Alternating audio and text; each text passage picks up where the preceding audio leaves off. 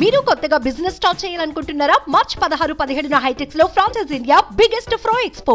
అబద్ధాలు చెప్పదలుచుకోలే, అలవి కాని మాటలు మీకు నేను చెప్పదలుచుకోలే.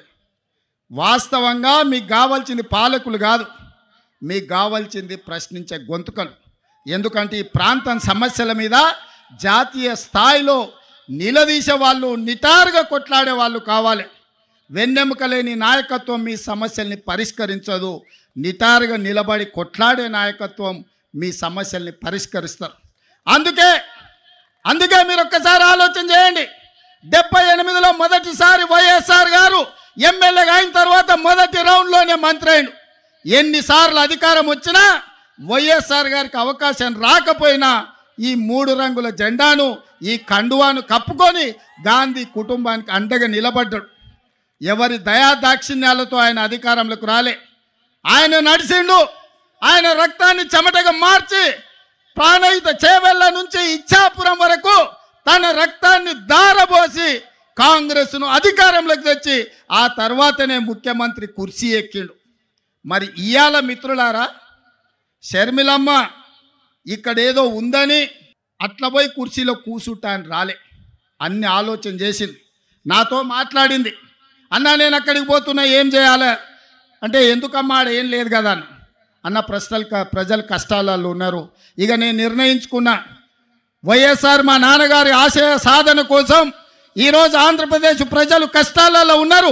వాళ్ళకు అండగా నిలబడడానికి నాకు వయసు ఉంది, ఓపిక ఉంది, వాళ్ళ కోసం కొట్లాడే శక్తి ఉంది. నేను మళ్ళా వెనక్కి వెళ్తున్నా. వైఎస్ఆర్ బిడ్డగా, ఆయన రాజకీయ వారసురాలుగా ఎక్కడైతే పోగొట్టుకున్నామో అక్కడనే మొదలు పెడతాం. వైఎస్ఆర్ ఆశయ సాధను ఆంధ్రప్రదేశ్ గడ్డ మీద జెండా బాతుతాం. నేను కొట్లాడతా, నేను కాంగ్రెస్ పార్టీని నిలబెడతా, ఆంధ్రప్రదేశ్ హక్కులను సాధిస్తా అని వారు చెప్పినారు. వారికి తెలియదు అనుకుంటున్నారా ఈ ప్రాంతంలో ఎన్నికల్లో నెగ్గడం అంత ఆశామాసి కాదని? అచ్చోసిన ఆంబోతులాక వాళ్ళిద్దరు తలపడుతుంటే అది తెలియదని షర్మిలమ్మ రాలే. షర్మిలమ్మ ఆలోచన చేసింది, కఠోరమైన నిర్ణయం తీసుకున్నది. ఆంధ్రప్రదేశ్ ప్రజల పక్షాన నిలబడాలి, పోలవరం పూర్తి చేయాలి, అమరావతిలోనూ మీ క్యాపిటల్ సిటీని కట్టాలి, అదేవిధంగా విశాఖ ఉక్కును ఎవడో వచ్చి అప్పనంగా అమ్ముకుంటుంటే చూస్తూ ఊరుకుంటామా అని చెప్పి ఇవాళ ఇక్కడికి వచ్చింది. ఆనాడు లక్షలాది మంది రోడ్లెక్కి ప్రాణ త్యాగాలు చేసి 32 మంది ఆత్మ బలిదానాలతో విశాఖ ఉక్కు ఆంధ్రుల హక్కుగా ఈ సంస్థ ఏర్పడితే అదానీ అంబానీలకు, అదానీ గారి కోసం ప్రధాని గారు తెగ నమ్ముతుంటే వీళ్ళెవరు ప్రశ్నించే పరిస్థితి లేదు.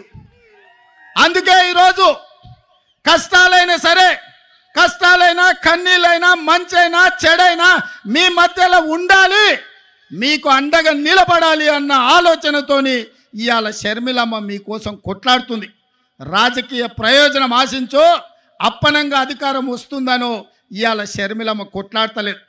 కష్టమైనా సరే ఇప్పుడు ప్రశ్నించే గొంతుగా ఉండాలి, ప్రజల పక్షాన నిలబడాలి అని ఆంధ్రప్రదేశ్ ప్రజల కోసం అండగా నిలబడడానికి షర్మిలమ్మ వచ్చింది.